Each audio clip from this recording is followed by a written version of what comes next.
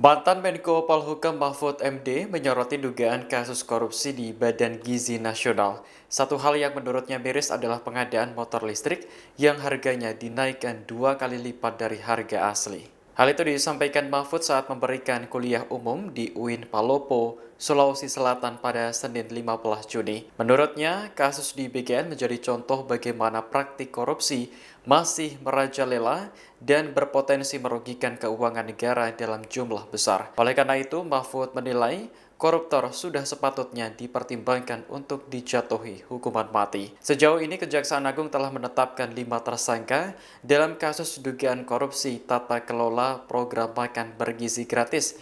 Yang pertama adalah ex-kepala BGN Dadan Hindayana, kedua ex-wakil kepala BGN Sony Sonjaya, ketiga ex-wakil kepala BGN Lodewijk Pusung.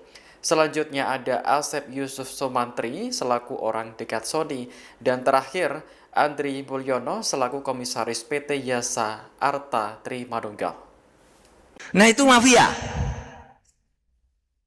Tapi saya masih percaya sampai titik ini kejaksaan itu akan melakukan tindakan yang tegas, benar dan profesional untuk kasus BGN itu karena sudah keterlaluan, saudara, keterlaluan itu.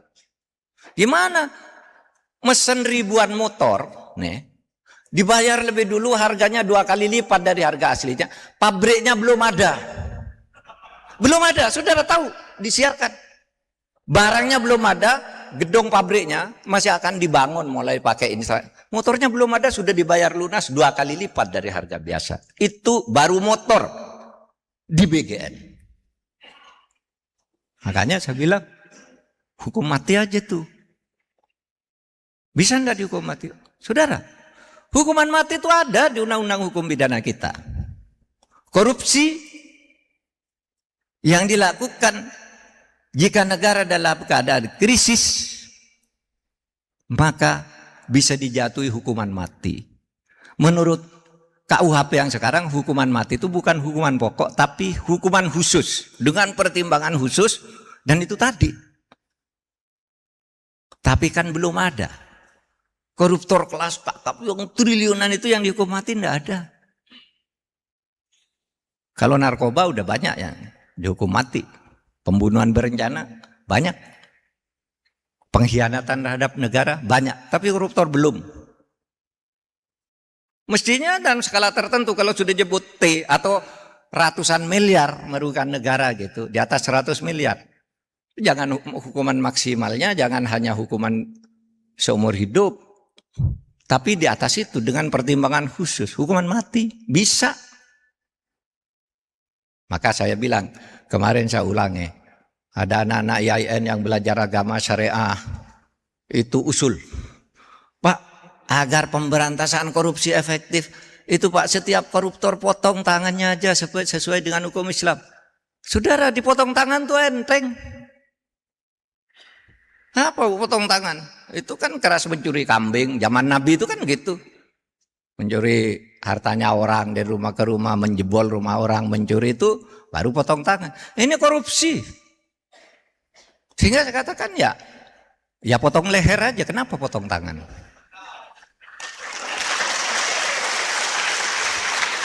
Ya loh. Jangan sok-sok mau pakai hukum Islam, tidak ada. Di negara Islam itu koruptor banyak. Di Saudi Arabia banyak, di Turki banyak, di negara-negara Islam lain banyak. Jadi tidak harus pakai hukum Islam. Ya pakai hukum yang disepakati oleh bangsa kita saja. Bahwa kalau hukum publik itu hukumnya dibuat oleh negara bersama. Bukan satu agama, bersama agama lain. Kristen, Hindu, Buddha, Katolik, Islam bergabung itu membuat hukum publik. Kalau privat itu tidak ada masalah, saudara ikut hukum privat Islam, ikut privat Hindu, Kristen itu urusan pribadi masing-masing. Tapi kalau publiknya, itu hukum negara. Dan untuk korupsi menurut saya, ya itu hukum mati. Sekarang pada takut. Kadangkala sudah terlanjur nangkap orang, ini begitu tangkap, kok orangnya ini, di belakangnya ini. Tidak jadi.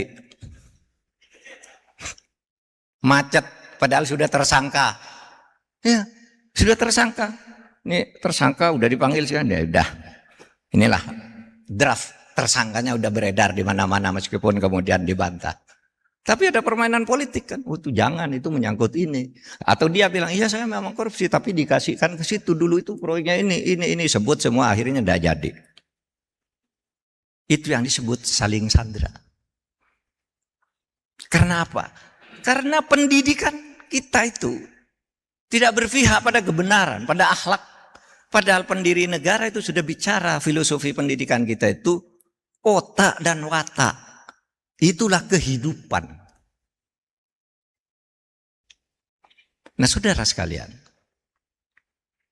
akibat lain dari mafia hukum, mafia peradilan, kemudian pengkelasan kehidupan masyarakat. Akibat lain apa? Pendidikan yang abal-abalan itu mencetak intelektual tukang. Intelektual tukang itu tahu. Intelektual itu orang sarjana hebat, tapi pendapatnya berdasar pesanan. Saya Mahfud nih. Saya mau ikut menjadi calon gubernur di Papua. Tolong dong agar saya terpilih, dibuatkan survei bahwa saya ini adalah anak terbaik di Papua. Nah si tukang survei ini karena intelektual tadi, bukan mencerdaskan kehidupan watak, tapi otak. Oh gampang Pak itu, surveinya begini-begini, Bapak nanti akan terpilih.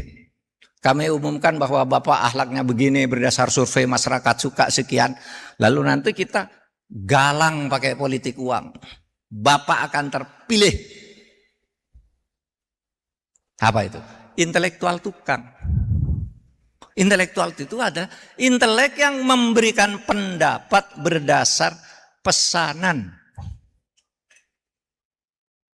Jangan Anda nih calon-calon sarjana nih menjadi intelektual tukang. Pak, ini haram apa halal? Nah, saya lulusan UIN Palupo. Mau bayar berapa kamu? Kalau mau saya bilang halal, dalilnya Haris Bukhari nomor sekian. Tapi kalau saya mau bilang haram, ini ada hadis Muslim bahwa itu haram. Kata Bukhari halal, kata Muslim haram. Di Islam kan sering begitu tuh. Beda-beda tuh ulamanya. Lalu tinggal sekarang kalau intelektual, Bapak mau minta yang haram apa yang halal? Bisa beli? Bisa beli. Membeli fatwa namanya. Bisa. Itu kalau pendidikan tidak berakhlak seperti itu. Dalil bisa dicari apa saja. Lalu pakai survei begini, berdasar survei. Ini orang hebat. Loh, survei itu tergantung pertanyaannya juga dan siapa yang ditanya. Kan ada teorinya tentang metode survei itu. Ya, kalau pertanyaannya itu ya memang jawabannya harus begitu. Misalnya. Nah itu intelektual tukang. Jadi saudara, jangan menjadi pelanggar hukum, jangan menjadi intelektual tukang. Dengan ilmu-ilmu yang dimiliki dari perguruan tinggi itu. Dan tanamlah kesetiaan kepada republik ini. Tanam kesetiaan kepada republik ini dengan sepenuh hati. Karena kita punya republik inilah lalu kita menjadi maju dari waktu ke waktu. Meskipun majunya lambat, tapi kita maju.